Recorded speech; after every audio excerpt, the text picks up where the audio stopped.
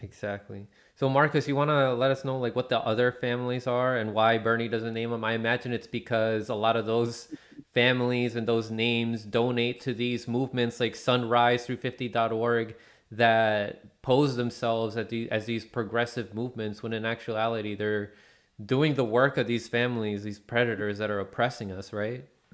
Yeah. Well, so I don't get you in trouble since you're not on Rockfin. How I'll sum it up is if you look at economic, the World Economic Forum, you look at places like, what is that they just went to not that long ago? Not the G7, but crap, what was it called? Davos. Mm-hmm. You know, the people who you see at Davos, start looking into who they're involved with. When you start look up people like Klaus Schwab and the Great Reset, they're literally telling you what their agenda and goals are. And if you notice, all of a sudden, for some reason, all of the politics is kind of working out that way in these ways which they envision that they would like to happen. But for some reason, though they're not saying it directly to any politicians, and you're not seeing a direct tie besides, for instance, like you see, okay, this person took money from Dell, this person took money from United Healthcare, this person, XYZ. You'll see those ties, but you have to start noticing when you start seeing them all together all the time, over and over and over on the same initiatives. If you start seeing that, then you have to at some point say, you know what? When they talk about the elites and it's a big old club, there's the club. They're showing you parts of the club. Now, you're only going to see the outer shell. And I could go into some of the names where they kind of, I guess, where we would call the prominence of the name, because a lot of them have kind of changed their names, got married here and there, but they're still in power over the corporations. And some of these giant families, like for instance, the Waltons, they're married into another giant family. Just like, for instance, a lot of people talk about, well, only the Rothschilds in the UK have a lot of money. And most of the Rothschilds, they don't have the same wealth that they used to. Well, the Rothschilds are also married into the Rockefeller family. When you start looking into the people who actually own companies like DuPont, when you start looking into who actually owns the patents on stuff like Velcro, when you start looking at these people, then you start seeing where the real money and power actually is and where the real powerful families are. Definitely, and those families were donating to Naomi Klein, who was campaigning for Bernie. Naomi Klein, who was supposed to be like the environmental figure, and what's his name? The guy from 350.org. I can't remember his name. Like Jeff Boone or something. They were trying to censor the Planet of the Humans because it was spoiling their plans. Because it was exposing how with for example the Green New Deal, like you still have to use all these minerals, you have to overexploit these minerals from the global south, which means more imperialism there. And then Yep. you brought up the World Economic Forum. You guys know who Steph Kelton is, right? Bernie's economic advisor. She was at that forum and she was praising Klaus Schwab, this guy who wants to implement more capitalism, In fact, and to try to solve like all of these issues that we're having, like Franco, with the pandemic and everything. for Yeah. the audience, you should bring it up. I'm telling you, bring it up on the screen. So I'm just not talking, we're not just throwing something out there. Look up the Great Reset. They literally, this is you can go to an actual website. You can hear a chairman, Mr. Klaus Schwab, who's telling you exactly what he plans to do, what he wants their overall objective for the world. And it's almost like, I don't know if you guys remember the movie Demolition Man, but if those who remember the movie Demolition Man, he's like the creepy old villain guy who's really running everything and forcing everybody to be nice to each other and forcing everybody to think the same. This is kind of what Klaus Schwab kind of reminds me of, like some evil mastermind who's trying to He force talks like this. one. this, it's like a weird James Bond villain almost. Definitely, But definitely. but yeah, I mean, he talks about it. He details information, and you can see the companies that are on there. I need to have you bring L on here, my new one of my new co-hosts, and L has so much information on this. Awesome. Yeah, definitely got to do that. This is something I like to dive into too. But yeah, you guys brought up a lot of great points. And speaking of how the left is going to interpret how a lot of people, are still invested in politicians thinking that they're going to, save them. Um, Sabby, you had a amazing video with Nico House talking about how black people feel in this movement on the left. So I just want to ask all of you guys, like, how do you guys feel in this movement? Like, do you guys feel included enough? Have you guys felt like mistreatment? Do you guys feel like there's like the way that some people treat you guys is different from how they treat certain white people that are in this movement? Do you feel like some white commentators don't give enough support or shout outs to black commentators and journalists? What are your thoughts, starting with you, Sabrina? Oh, Franco, you're gonna get me in trouble. Um, because RJ knows, like RJ and I have had this discussion before, but we feel like so there are some people I do want to say there's some white leftist commentators that Mm-hmm. have been very supportive, like the Vanguard. You guys know Ryan Knight. I apologize if I forget anyone, but you know who you are, like Misty from Facts on the Ground. Like there are some people that have been very Definitely. supportive, but the majority, they tend to play this "we're going to ignore you" game. And it's not just with like people like me and RJ. I'm talking about people, black people who have been involved in this for a long time. So like when I interviewed Nico, he kind of like confirmed some of the suspicions I had along the way. And he kind of like confirmed that because he had that actual experience. And it made me realize, okay, this is not all in my head. Basically. Dang. I think a big part of it is, when I started watching left independent media, the first black person I found, well, actually my husband found him, was Nico. And then after Nico, later on, I found Tim Black, and then later on, Jamal Thomas. I didn't see any black women. And maybe they're out there, but I have not found them. And so because of that, I was actually hesitant about doing this because nobody wants to be one of the only ones or two. I mean, you have, Brianna Joy Gray, but she's a public figure because she was coming from like Bernie's campaign and all that kind of stuff. And then you had like little old me and like nobody knew who I was. So I was hesitant about doing it. And then I was like, well, what if everybody else who is thinking about doing it feels that same way and they just don't do it? So when I started to hear some of the white leftist commentators have really bad talking points around defunding the police and around reparations, I was like, no, somebody needs to come in and change this space because I feel like they are delivering a message to a majority white audience about Black people that is incorrect. And so for people like me and RJ, and I'm a part of FHL as well, we're kind of here to change this space a bit and to offer a perspective from Black leftist commentators that a lot of times you just don't get to see.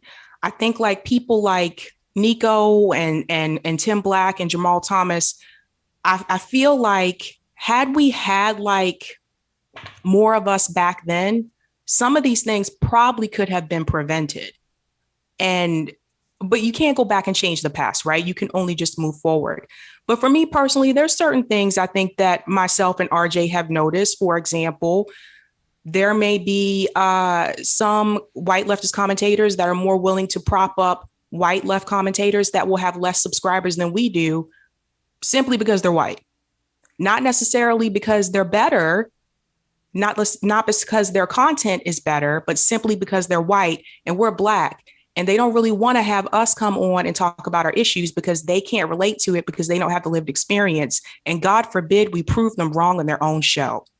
And I think that's what a lot of that is about. and sorry if I get passionate about this, but this has been going on for a long time. We have white leftist commentators out here telling people how they should use the N word, whether it's with the A or ER at the end. So we had to kind of step in and interrupt this space and correct that shit. Because like, I'm not going to let people just go around and spread that message. It's not okay. And then those same people later on will complain and say, we need diversity on the left. We need everybody to come together to help with these issues. But when you bring up respect for Black people or you bring up respect for Black issues, they are silent, they're hush, they don't want to be a part of it, but they want you to kiss their ass and walk with them on their journey. So I'm not about that. And that's why I'm here. Yeah. Yeah. And please feel free to get passionate about this, because this is stuff that really needs to be heard.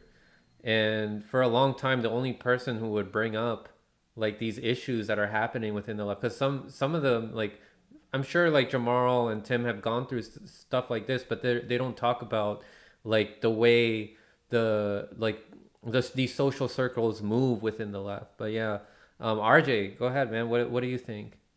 Well, first I want to comment to my sister Sabrina. Don't apologize. Always talk your shit, girl. I always tell you that all the time.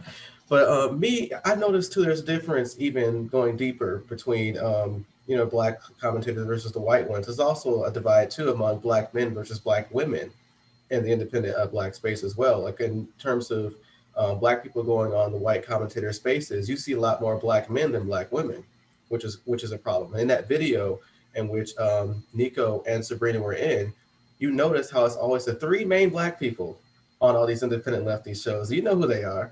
It's always Bree Joy, it's always Cornel West, or it's always Nina. And then sometimes it's Adolph Reed. So it's like, well, we need to have more people instead of just those big 4 or 5 tap in those spaces. Now, I've been one of the lucky ones.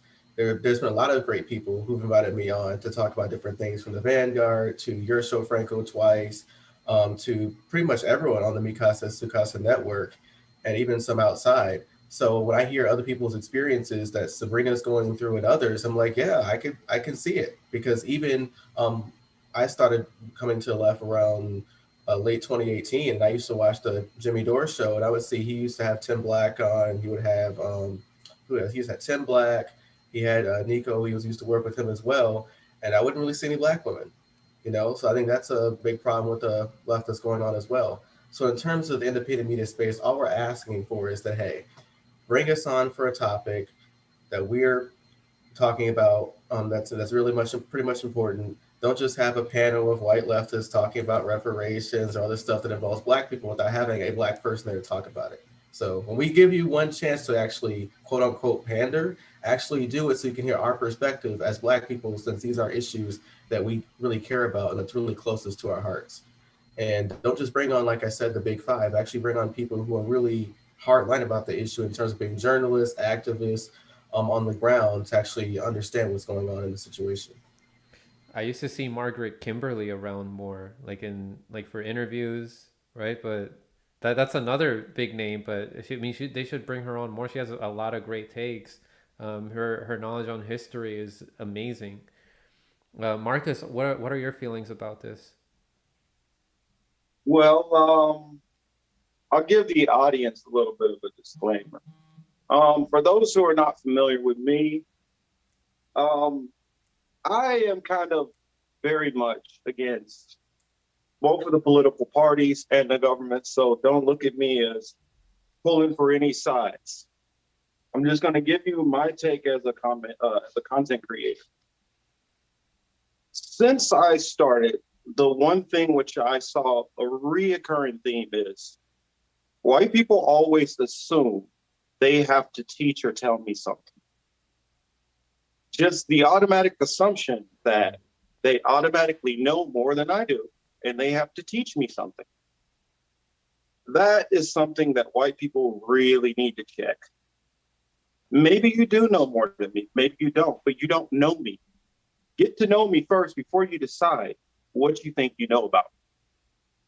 For those who don't know about me, I am a history expert, and I'm talking about all the way to ancient history, to biblical history, world history. I've traveled all around the world. I'm former military. I was a weapons specialist. I have over 5 years of college. And I know what the hell I'm talking about.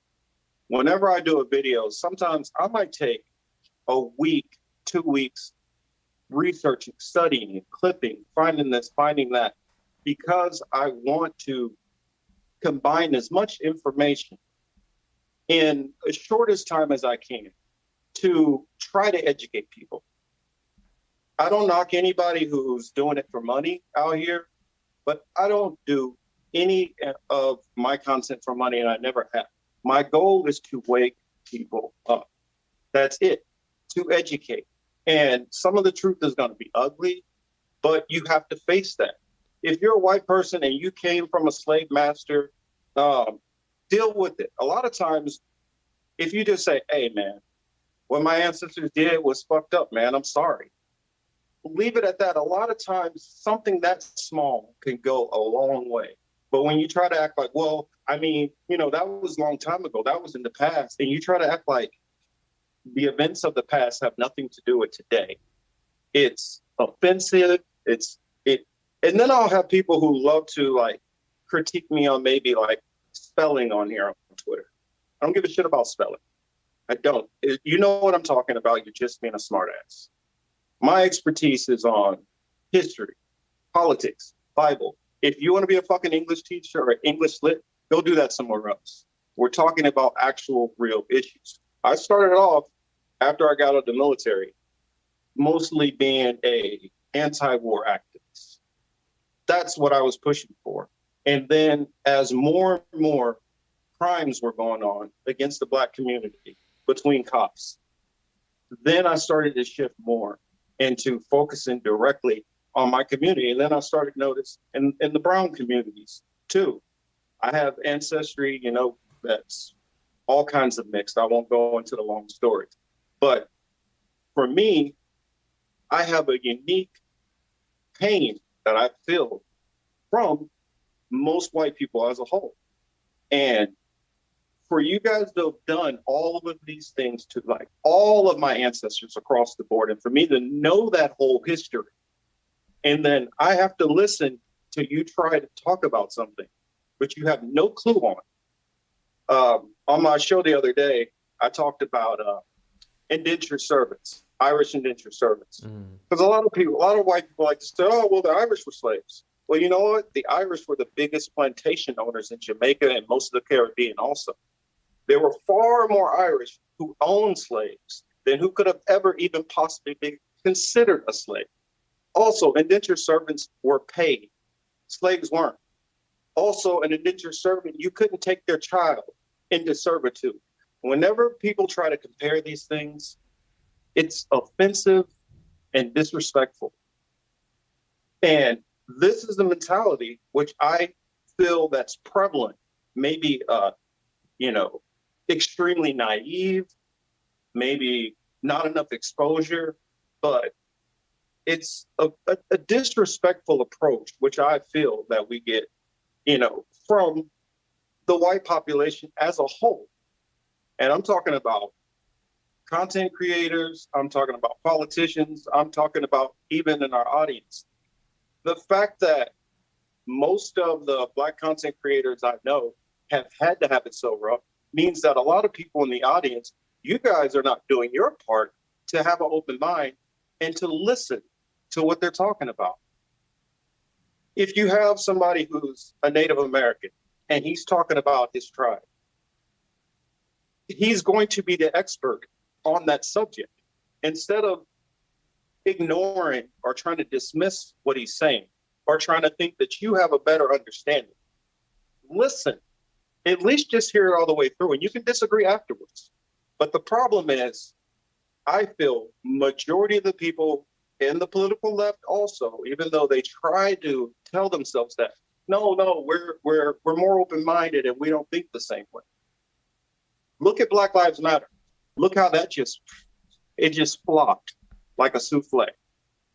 If you guys really did care that much, why hasn't no more foot on the pedal to get things accomplished or get done. And I know this might offend some people when I say this. Let 5 or 6 Asian people get attacked, and all of a sudden there's millions of dollars. No problem. We have been getting brutalized and slaughtered in this country for almost 500 years. And we can't even get freaking reparations or an anti-lynching bill. We can't even get a bill for anti-lynching. And then you think about in 98, Japanese, which they were in a 10-year internment camps, they got reparations. The Jews got reparations from the United States for what Germany did. And it's still a debate on if you should do it, if you should rectify the sin which built this entire nation. So for me to know that whole history, to see the whole attitudes, to watch this white supremacist nation, and to watch people not even want to try to come out of that and start thinking differently and start trying to hear the other side of the story. And maybe if we have these conversations, we can settle some of this stuff, get rid of some of this animosity, it is brewing under the scenes. And believe it or not, a lot of Black people who who might be your friends, they got some pain and some anger sitting, which they hide back also. And you guys might hate what I'm saying or get rough, but I'm telling you the honest God truth, what goes on in probably a good 80 to 90% of most Black people I know at least. So I guess I'll leave it there. Yeah, guys, sorry to go on. Feel free to go back and forth here. Yeah, what you said is pretty valid, and I want your listeners to know this isn't just leftists thinking and upset about the Asian crime bill. Yes, we know it's a good thing, yada yada, but for Black people throughout this entire nation, I know liberal and conservative Black people who had their eyebrows up. I mean, just check the shade room if you want to see if people agree with what you're saying, and I agree with you 100% on that. And so that sentiment is pretty much valid. And of course, Rand Paul, who likes to say he's a constitutionalist, he's the one who actually blocked the anti-lynching bill. I think it was about a year ago, and he filibustered the thing. And of course, it's not just Republicans, it's Democrats too. They virtue signal and all that type of stuff. Even look at the George Floyd Act. Leftists, we know that George Floyd Act is.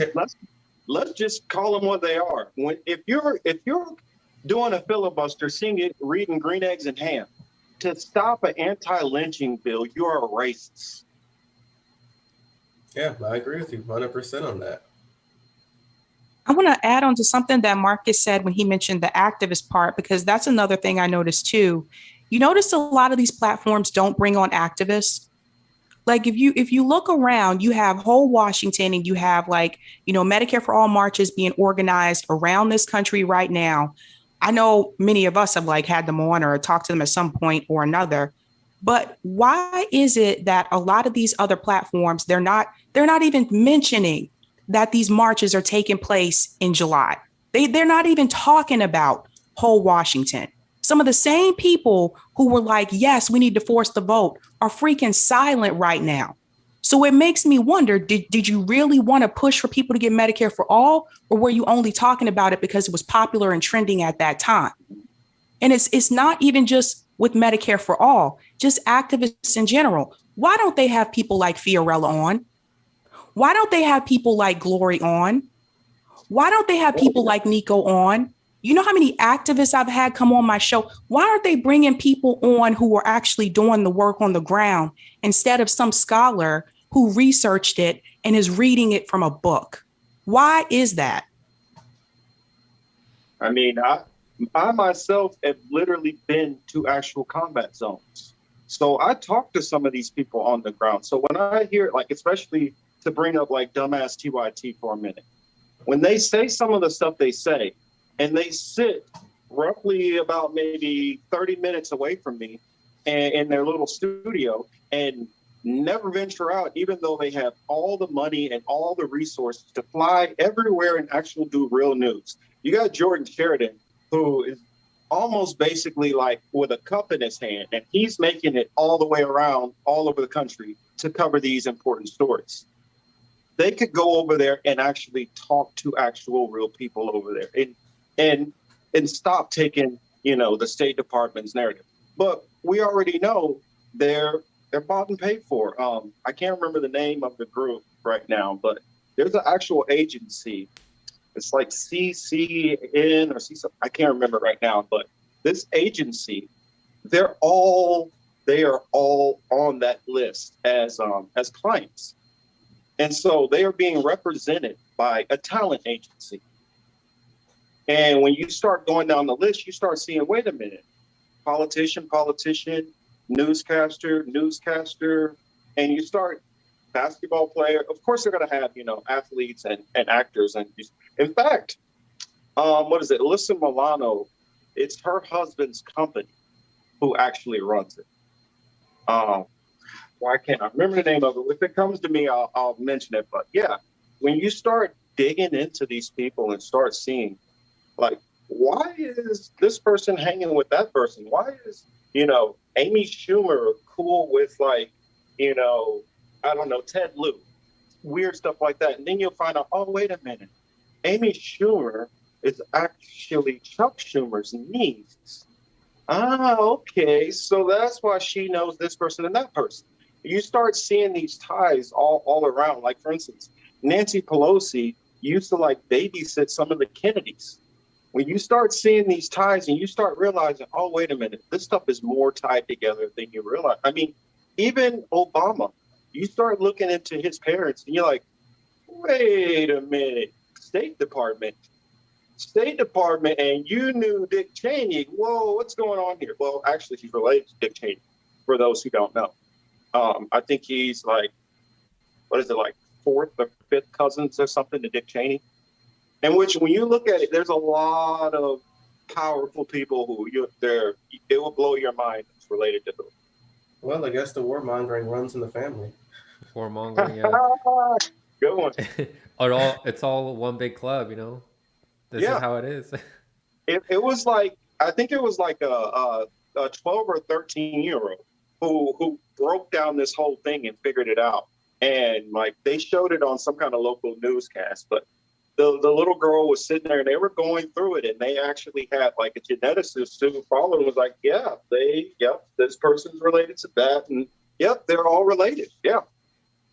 It's crazy. I think some people say that all the presidents are related to each other in some form. So I wouldn't doubt it now based on what you said as well. And back to like Sabrina's point earlier about like not bringing like activists on, like there's even some shows that don't even bring like certain journalists on. And I'm not talking about big names. I'm talking about smaller people, the ones who make Substacks. Like that's my favorite thing to do on my show. If you watch, I bring on people who sometimes are my friends and those who I just go on Twitter, hey, who wants to come on my show? And they come on and say, hey, bring your Substack. I'll plug it. I'll read an article. And they bring up a lot of great work. A lot of the stuff I know is based on what they've written. And a lot of it is free. They just ask for donations and tips, and so shout them out. And they do a lot of great work. Like one of my friends, he's taught me about anarchism, how to grow your own food in your own yard, how to create a left-wing movement. One of my friends, Renee, friend of Hampton Leftist, she broke down the entire Black Commissions report.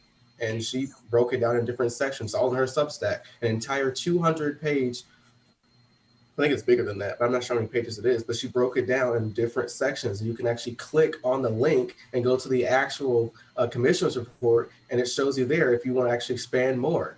So it's basically plugging these different individuals for their work that they're showing, and you're not really seeing that all the time. The activists that's key to bring on, like that informs people of like what's happening on the ground. All right, we're not just like sitting around and listening to people like on my phone or on my computer. Like we have to invite people to step out of their comfort zone and to actually take action. And you were talking about just now, RJ, about growing your own food. Like a lot of these smaller people are doing that, like these smaller journalists. And some of them are starting programs, like for example, Derek Bro starting the Freedom Cells, connect with people who want to opt out of the system, and so they can teach people in their community different skills. I encourage so many people all the time on my show you can join Discord, you can meet people that are on there that live near you, and you can get something started. Josh Davis, who's in the chat right now, can attest to that. Like he's met people around his area, and he started having events to spread awareness about Julian Assange in the DC area. So these things are critical. So the last question that I have for you guys about this topic is, how can this improve? I think a good step is like what we're doing here is like making people aware of this stuff. But what would you guys like to see going forward? I guess I'll go ahead and take it first. Part of the thing is, we just have to have a more of an open mind, and instead of getting into our habits of coming home and listening to the same people over and over, or only trusting the same information. I'm not saying change your mind on different information. If a person's correct, they're correct. It doesn't matter where it comes from. But try to actually venture out and listen to other voices. That's the only way you're going to find some of the channels. For instance, a channel like mine, I started out my channel, it's almost 2 years for my main channel. And then my other channel is almost at a year. And my newest channel is probably like 3 or 4 months. Total, I have maybe 250 subscribers. When you're a little bit more fiery, the algorithms are good at keeping you down, and that's one thing that we can't really do much against that. But if we're not getting suggested, people have to try to seek us out and look for us. I mean, we can only try to retweet ourselves and tag a bunch of people and hope that they share it.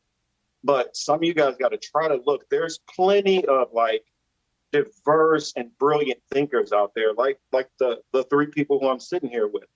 But the only way you find out is you've got to dig for that information. That's what I do when I'm researching. I mean, especially the way like most of these search engines are set up now. They make it so hard to find anything. Literally, on my Political Matrix channel, if you scroll, for instance, if I'm looking for it and I scroll down, I might see one of my videos, but to my actual channel title where it says to subscribe, I have to scroll down like 6 pages. So I know that I'm intentionally buried. So I know that that's part of why some people don't know me as much, but also do know that a lot of bigger names know who I am. And so the fact that they just completely act as if I don't exist, I notice it, and I take note of those people. I guess for me, I'm gonna use a quick football reference here. So you guys know what the Rooney Rule is for football, right? For the NFL. So the Rooney Rule says that for every new head coaching position or internship, you need to have like 1 Black interviewee.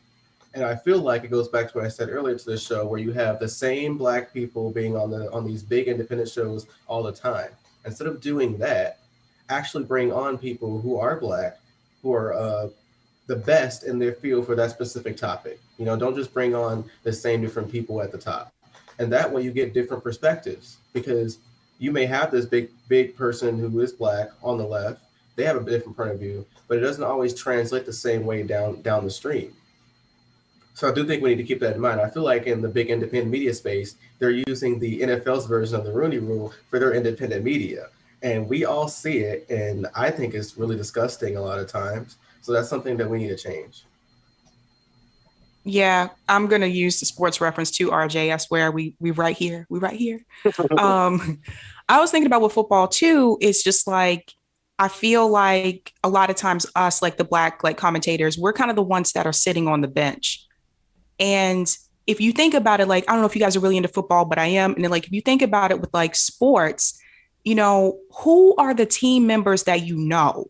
Like if I go to a Patriots game, who are the ones, boom, that just pop up in my head, the players that I know? It's the players that I see on the field. I can't tell you who any of those guys are on the bench. And I watch football religiously, just keeping it real. So the thing is like doing things like what Franco is doing things like what the Vanguard has done. Like the Vanguard, I will say they've been really good about showing diversity, like to their audience. When you bring other like Black commentators on, you're introducing them to your audience. So that tells your audience, hey, this person has a channel too. I'm going to go check them out. In fact, I've had people say that in my comment section. I saw you on the Vanguard, and so I came over. So it's going to take like some of these like white leftist commentators, like bringing other Black leftist commentators on and introducing their audience to them, and doing so in a humble way, and not being afraid to do it because you're afraid that they may take people from you. They're not going to take viewers from you. You know, if anything, they're just, you're spreading it out, right? So that's the thing. But if you leave us sitting on the bench, it is going to be harder for people to know who we are. So we have to have a chance to get in the game and play.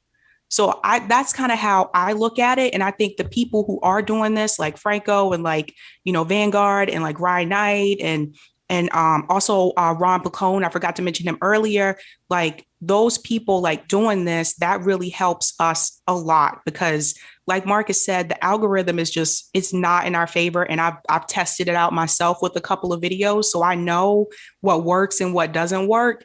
So we really do kind of like need that support. And just don't assume that because we're Black and we're not a public figure, or we didn't go to Harvard, or we didn't go to Yale, that we don't know what we're talking about. And just to add to what Sabrina said real quick, notice how all the big, really independent media shows, they all coordinate when they're going to talk about a topic. Like I'm going to use the Steve Donziger thing, for instance, with Chevron. Notice how the Katie Halper show, then Jimmy Dore, then Bad Faith, then Useful Idiots, within the 2-week span, they've all talked about it. So they have their own community, which means they're all sharing viewers, right? So we're all saying here is that we're not going to siphon viewers away from you. You're only branching off and creating a new community, which benefits you. Like, for instance, when someone goes on a Jimmy Dore show, what do people watch? They're going to still watch the Jimmy Dore show. Now, whenever he's offline, they're going to go to him. And then when he's back online, they're going to go back. So that's what's very confusing, you know? So you're creating a community and also you're branching off. So now that people who didn't watch your show initially, who are friends with the person who watched your show, now they're going to watch it because they know that you're fair. So that's all we're saying. It's basically growing your audience that way. It's networking. Yeah, it's to expand and diversify so that your audience can be more informed. They're not going to abandon you just because they found another channel. They're just going to listen to more people. That's it. I wanted to add something also, so that, you know, this is also a big part of the problem, man. I would be completely remiss and horrible if I didn't, you know, be fair and turn the mirror back. You know, I can point at, you know, certain people who might be naive in the white community, or, you know, unknown biases and things like that. But also in the Black community, when you guys are strolling by, just because you see somebody and they maybe only have, you know, say they have 30 subscribers, look at what the video is. If it's something that catches your attention, take the time to look at their video and don't just look for the one that has the highest amount of views. A lot of people, when they're looking for stuff, they search that way. And a lot of our people in particular have sometimes a more negative view about the ability of us to teach us. You know, it's like sometimes we're our own worst enemy, and we need to stop doing that also. And feel like, well, if I talk to Savvy, or if I bring RJ on, then, you know what, maybe they might start listening to them more, and they're not going to listen to me. Because here's something, you know, if you see it in television, normally if there's a big time Black show and then another big time Black show comes on, it almost seems like they have to compete, and then one of them has to go away. And I know probably some of that PTSD might linger on in our community. And so how about we less hate and more congratulate? I mean, I know that my numbers are not where I wish they would be, but anytime I see, you know, another Black commentator and I see that, you know, 3,000, 4,000, 10,000, 50,000, I'm applauding that. I'm happy to see that success. And we need to all applaud our each other's success instead of, you know, wishing for others' downfall. And if we do more networking and getting together like this, you know, 3 different shows collaborating together right now, more collaboration, it gets everybody more familiar, and it builds, you know, more, you know, I guess a more close-knit community. Yeah, like a family. You know, that familiarity also, yeah, That's the people will be word. more open, you know, to listening to that. I have a special place in my heart also for people who like I still see like in my live chat who have been with me since I was like less than 100 subscribers. There are people out there thankfully that do look for like the smaller content creators and they try to give like constructive advice to help improve those people. Like I love you guys. Thank you guys so much for helping me improve and helping me grow, helping to inform me. Because you know I'm not gonna know everything. I'm not gonna be perfect. And there are content creators out there that think that just because they have a platform that they're gonna know more than everybody, like everybody and their audience members. No, like there's a lot of chances that there's going to be a lot of people in your audience that are going to know a lot more than you on several issues. Um, Another thing I want to tell my audience is that put pressure on the content creators to bring on some of the smaller content creators, some of the smaller up and coming content creators, especially the black content creators. It's great that we finally have, you know, people like Savvy Sabs and Glory Jones. Like 2 years ago, we didn't have female black content creators. So keep shouting them out and get and put pressure on these bigger channels to have them on, especially when they're doing some groundbreaking work. Like for example, Fiorella going down to Peru and covering the Peruvian elections. Like I don't understand why she wasn't on a tour with all these giant channels that have more than 100,000 subscribers. And I don't know if you guys agree with this, but for me, to be 100% honest, I find the smaller content creators more genuine and sometimes more intelligent than the ones that have like over 100 subscribers. I don't know if you guys can agree to that, but that's my personal those are my personal thoughts. Like I tend to listen more to the smaller content creators than the big ones.